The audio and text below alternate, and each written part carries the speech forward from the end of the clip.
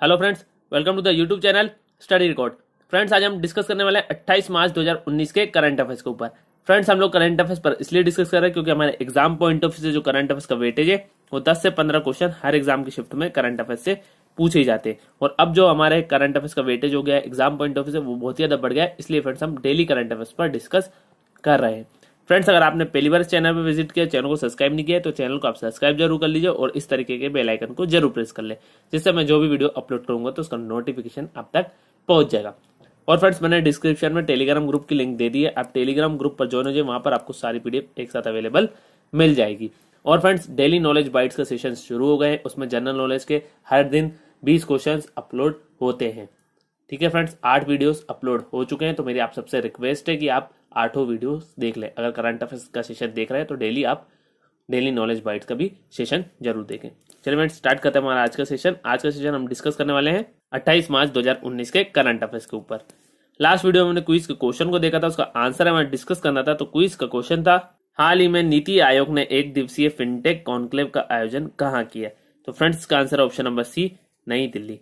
नई दिल्ली इसका right answer हो जाएगा। ऑप्शन नंबर सी इसका राइट आंसर हो जाएगा और सभी लोगों ने कमेंट बॉक्स में सही आंसर किया है।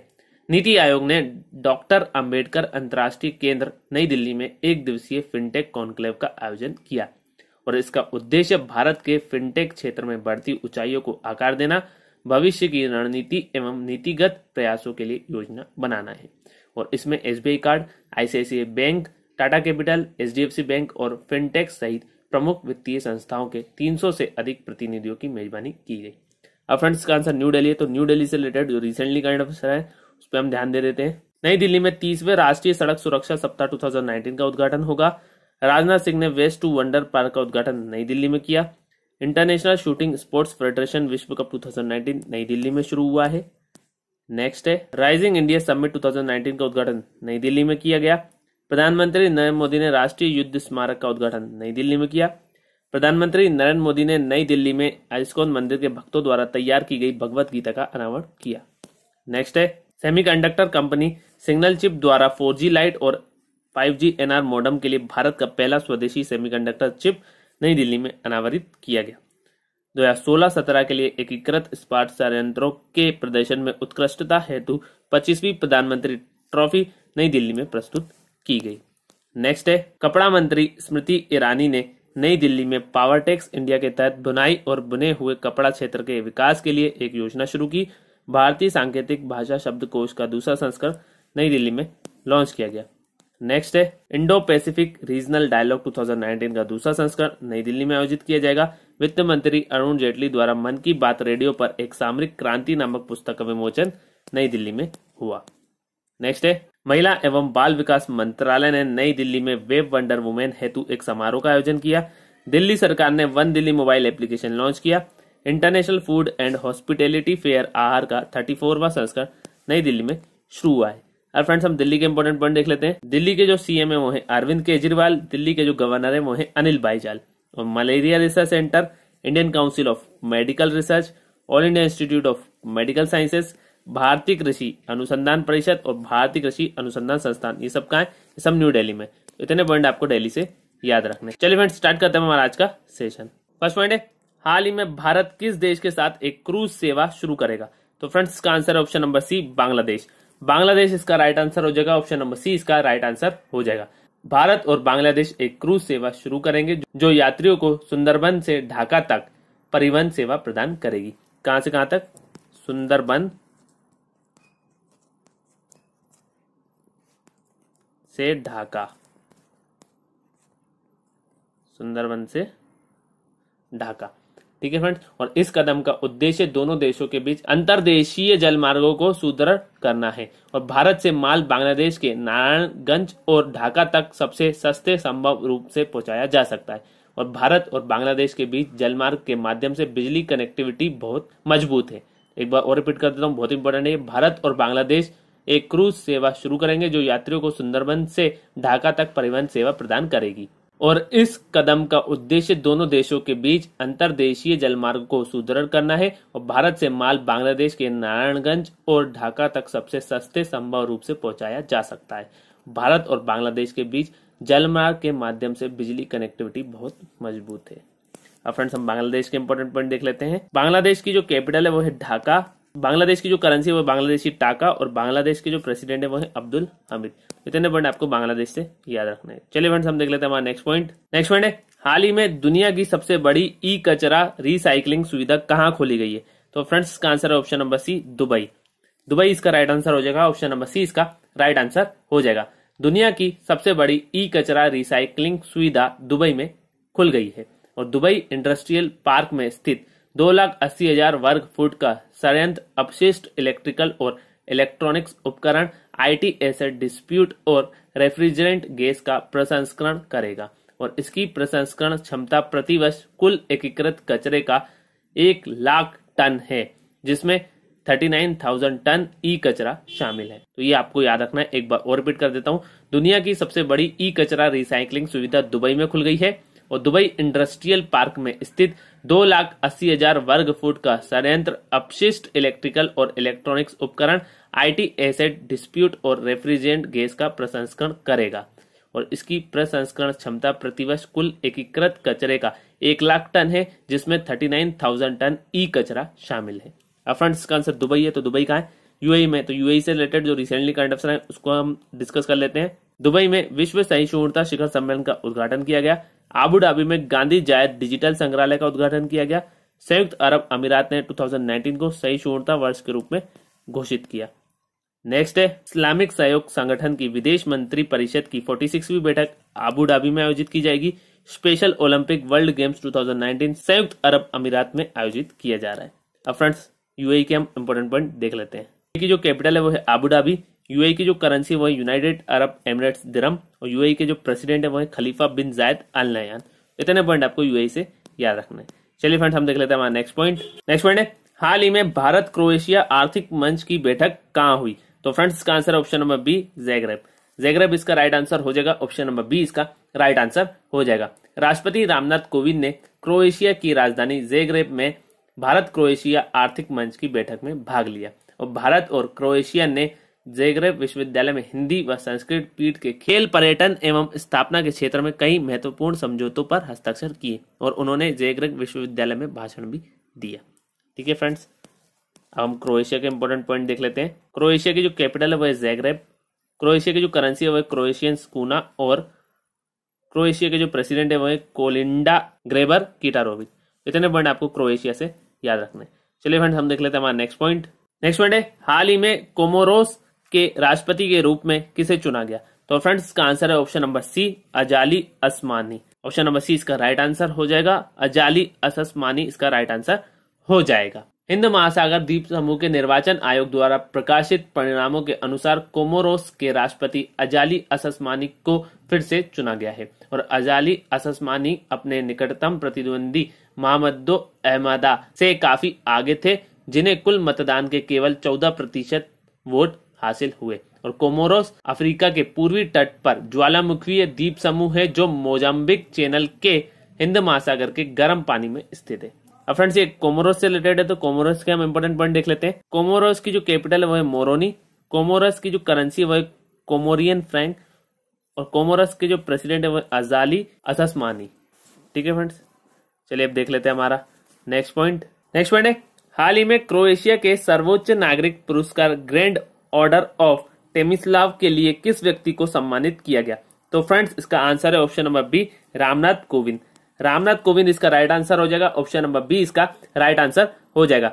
राष्ट्रपति रामनाथ कोविंद को क्रोएशिया के सर्वोच्च नागरिक पुरस्कार grand order of the king Tomislav से सम्मानित किया गया, और वह भारत और 3 देशों के बीच द्विपक्षीय संबंधों को मजबूत करने के लिए क्रोएशिया, बोलीविया और चिली की 8 दिवसीय यात्रा पर हैं, और उन्हें क्रोएशिया के साथ संबंधों के विकास को बढ़ावा देने में उनके महत्वपूर्ण योगदान के लिए राज्य के प्रमुखों के रूप में सम्मानित किया गया। एक बार और रिपीट कर देता हूं, राष्ट्रपति रामनाथ कोविंद को क्रोएशिया के सर्वोच्च नागरिक पुरस्कार grand order of the king Tomislav से सम्मानित किया गया, और वह भारत और 3 देशों के बीच द्विपक्षीय संबंधों को मजबूत करने के लिए क्रोएशिया, बोलीविया और चिली की 8 दिवसीय यात्रा पर है, और उन्हें क्रोएशिया के साथ संबंधों के विकास को बढ़ावा देने में उनके महत्वपूर्ण योगदान के लिए राज्य के प्रमुखों के रूप में सम्मानित किया गया है। चलिए फ्रेंड्स अब देख लेते हैं हमारा नेक्स्ट पॉइंट। नेक्स्ट पॉइंट है, हाल ही में महाराष्ट्र नौसेना क्षेत्र के ध्वज अधिकारी के रूप में किसने पदभार ग्रहण किया? तो फ्रेंड्स इसका आंसर है option number B, Rajesh Pedarkar. Rajesh Pedarkar इसका राइट आंसर हो जाएगा। ऑप्शन नंबर बी इसका राइट आंसर हो जाएगा। रियर एडमिरल राजेश पेड़ारकर ने महाराष्ट्र नौसेना क्षेत्र के ध्वज अधिकारी का पदभार ग्रहण किया और उनकी उल्लेखनीय समुद्री नियुक्तियों में मिसाइल प्रक्षेपास्त्र आईएनएस कृपाण के कार्यकारी अधिकारी और मिसाइल विंध्यवस आईएनएस मैसूर और मिसाइल प्रक्षेपास्त्र आईएनएस कोरा की कमान शामिल है और वो विशिष्ट सेवा हेतु विशिष्ट सेवा पदक प्राप्त करता है। तो बेसिकली आपको याद रखना है कि महाराष्ट्र नौसेना क्षेत्र के ध्वज अधिकारी के रूप में किसने पदभार ग्रहण किया है? तो आंसर आएगा राजेश पेड़ारकर। ठीक है फ्रेंड्स, चलिए अब देख लेते हैं हमारा नेक्स्ट पॉइंट। नेक्स्ट पॉइंट है, हाल ही में लैंकावी अंतर्राष्ट्रीय समुद्री और एरोस्पेस प्रदर्शनी लीमा 19 के 15वें संस्करण में कौन भाग लेगा? तो फ्रेंड्स इसका आंसर है option number D, INS Kadmat. INS Kadmat इसका राइट आंसर हो जाएगा। ऑप्शन नंबर डी इसका राइट आंसर हो जाएगा। भारतीय नौसेना का आईएनएस कदमत लैंकावी अंतर्राष्ट्रीय नौवहन और एरोस्पेस प्रदर्शनी लीमा 19 के 15वें संस्करण में भाग लेगा और vice admiral Karambir Singh, flag officer commanding in chief, पूर्वी नौसेना कमान और नौसेना स्टाफ के प्रमुख भारतीय प्रतिनिधि मंडल का नेतृत्व करेंगे। और आईएनएस कदमत को जनवरी 2016 में, कब? जनवरी 2016 में भारतीय नौसेना में शामिल किया गया था। तो एक बार और रिपीट कर देता हूं, बहुत इंपॉर्टेंट है ये। भारतीय नौसेना का आईएनएस कदमत लैंकावी अंतर्राष्ट्रीय नौवन और एरोस्पेस प्रदर्शनी लीमा 19 के 15वें संस्करण में भाग लेगा और vice admiral Karambir Singh, flag officer commanding in chief, पूर्वी नौसेना कमान और नौसेना स्टाफ के प्रमुख भारतीय प्रतिनिधि मंडल का नेतृत्व करेंगे और आईएनएस कदमत को जनवरी 2016 में भारतीय नौसेना में शामिल किया गया था। ठीक है, चलिए अब देख लेते हैं हमारा नेक्स्ट पॉइंट। नेक्स्ट पॉइंट है, हाल ही में किस शोधकर्ताओं ने पूर्वी अंटार्कटिका में टार्टेन ग्लेशियर के नीचे विशाल पानी के नीचे की झील की खोज की है? तो फ्रेंड्स इसका आंसर है ऑप्शन नंबर डी, ऑस्ट्रेलियाई। ऑप्शन नंबर डी इसका राइट आंसर हो जाएगा। ऑस्ट्रेलिया इसका राइट आंसर हो जाएगा। ऑस्ट्रेलियाई शोधकर्ताओं ने पूर्वी अंटार्कटिका के सबसे बड़े ग्लेशियर के नीचे विशाल पानी की झीलों की खोज की है और झीलों का पता वैज्ञानिकों ने टार्टेन ग्लेशियर की सतह से 2 मीटर नीचे छोटे विस्फोटों को लगाकर और परावर्तित ध्वनि को सुनकर लगाया है और टार्टेन ग्लेशियर 30 किलोमीटर चौड़ा और 2 किलोमीटर तक मोटा है और समुद्र के स्तर को 7 मीटर तक बढ़ाने की क्षमता रखता है। तो बेसिकली आपको याद रखना है कि ऑस्ट्रेलियाई शोधकर्ताओं ने पूर्वी अंटार्कटिका के सबसे बड़े ग्लेशियर के नीचे विशाल पानी की झीलों की खोज की। ठीक है फ्रेंड, चलिए अब इसका आंसर ऑस्ट्रेलिया है। तो ऑस्ट्रेलिया के इंपोर्टेंट पॉइंट देख लेते हैं। ऑस्ट्रेलिया की जो कैपिटल है वो है कैनबेरा, ऑस्ट्रेलिया की जो करेंसी वो है ऑस्ट्रेलियन डॉलर और ऑस्ट्रेलिया के जो प्राइम मिनिस्टर है वो है स्कॉट मॉरिसन। इतने पॉइंट आपको ऑस्ट्रेलिया से याद रखने। चलिए फ्रेंड्स हम देख लेते हैं हमारा नेक्स्ट पॉइंट। नेक्स्ट पॉइंट है, हाल ही में मोरक्को के साम्राज्य में भारत के अगले राजदूत के रूप में किसे नियुक्त किया गया है? तो फ्रेंड्स इसका आंसर है option number C, Shambhu S Kumaran. Shambhu S Kumaran इसका राइट आंसर हो जाएगा। ऑप्शन नंबर सी इसका राइट आंसर हो जाएगा। शंभू एस कुमारन को मोरक्को साम्राज्य में भारत का अगला राजदूत नियुक्त किया गया है और वो वर्तमान में रक्षा मंत्रालय में संयुक्त सचिव है और शीघ्र ही कार्यभार संभालेंगे। एक बार और रिपीट कर देता हूं, शंभू एस कुमारन को मोरक्को साम्राज्य में भारत का अगला राजदूत नियुक्त किया गया है और वो वर्तमान में रक्षा मंत्रालय में संयुक्त सचिव है और शीघ्र ही कार्यभार संभालेंगे। अब फ्रेंड्स यहाँ मोरक्को की बात हो रही तो मोरक्को के भी हम इंपॉर्टेंट पॉइंट देख लेते हैं। मोरक्को की जो कैपिटल है वो रबत, मोरक्को की जो करेंसी है वो मोरक्कन दिरहम और मोरक्को के जो प्राइम मिनिस्टर है वो सादेदाइन ओथमानी। इतने पॉइंट आपको मोरक्को से याद रखने। चलिए फ्रेंड्स हम देख लेते हैं हमारा नेक्स्ट पॉइंट। नेक्स्ट पॉइंट है, हाल ही में उस मिशन का नाम क्या है जिसके तहत भारत ने एक एंटी सैटेलाइट हथियार ए सेट बनाया? तो फ्रेंड्स इसका आंसर है ऑप्शन नंबर ए, मिशन शक्ति। मिशन शक्ति इसका राइट आंसर हो जाएगा। ऑप्शन नंबर ए इसका राइट आंसर हो जाएगा। भारत ने विशिष्ट वर्ग अंतरिक्ष शक्ति के रूप में अपना नाम दर्ज कराया है और उपग्रह रोधी हथियार एसेट ने लो अर्थ ऑर्बिट में घूम रहे एक लाइव सैटेलाइट को 3 मिनट में सफलतापूर्वक नष्ट कर दिया और अब तक यह उपलब्धि केवल अमेरिका, रूस और चीन ने हासिल की थी और भारत भी यह उपलब्धि हासिल करने वाला चौथा देश बन गया है। चौथा देश बन गया है भारत। और मिशन शक्ति एक मुश्किल लक्ष्य था जिसे लॉन्च करने के लिए 3 मिनट के भीतर सफलतापूर्वक पूरा कर लिया गया। एक बार और रिपीट कर देता हूं, भारत ने विशिष्ट वर्ग अंतरिक्ष शक्ति के रूप में अपना नाम दर्ज कराया है और उपग्रह रोधी हथियार एसेट ने लो अर्थ ऑर्बिट में घूम रहे एक लाइव सैटेलाइट को 3 मिनट में सफलतापूर्वक नष्ट कर दिया और अब तक यह उपलब्धि केवल अमेरिका, रूस और चीन ने हासिल की थी और भारत भी यह उपलब्धि हासिल करने वाला चौथा देश बन गया है। और मिशन शक्ति एक मुश्किल लक्ष्य था जिसे लॉन्च करने के लिए 3 मिनट के भीतर सफलतापूर्वक पूरा कर लिया गया। ठीक है फ्रेंड्स, चलिए अब देख लेते हैं हमारा आज का क्विज का क्वेश्चन। आज का जो क्विज का क्वेश्चन है, हाल ही में किस रेलवे स्टेशन को भारतीय हरित भवन परिषद द्वारा स्वर्ण रेटिंग प्राप्त हुई? फ्रेंड्स, इसका आंसर आप मुझे कमेंट बॉक्स में कमेंट करके बताएंगे। नेक्स्ट वीडियो में हम इस क्विज के आंसर को डिस्कस करेंगे। आई होप फ्रेंड्स आप सबको ये वीडियो पसंद आया होगा। अगर फ्रेंड्स आपको ये वीडियो पसंद आया हो तो लाइक जरूर करें, शेयर करें अपने फ्रेंड्स के साथ, और स्टडी से रिलेटेड कोई व्हाट्सएप ग्रुप हो तो उस ग्रुप में आप इस वीडियो को जरूर शेयर कर दीजिए और इस तरीके के बेल आइकन को जरूर प्रेस कर लें, जिससे मैं जो भी वीडियो अपलोड करूंगा तो उसका नोटिफिकेशन आप तक पहुंच जाएगा।